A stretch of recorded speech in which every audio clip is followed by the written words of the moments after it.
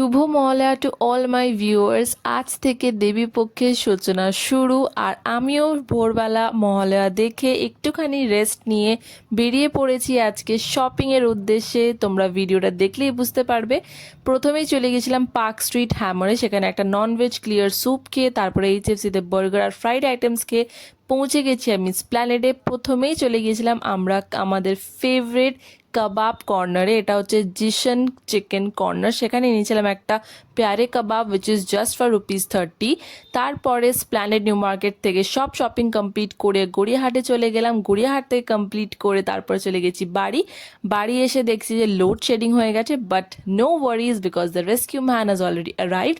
তারপরে একটা বিস্কিট খেয়েছিলাম, then I had this cassata ice cream. তারপরে চলে এসেছিলো আমার একটা ফেসেস কানাডা থেকে পার্সেল, এই কালার লিপস্টিকটা কিনেছি। সো আজকের দিনটা এইভাবেই কাটলাম।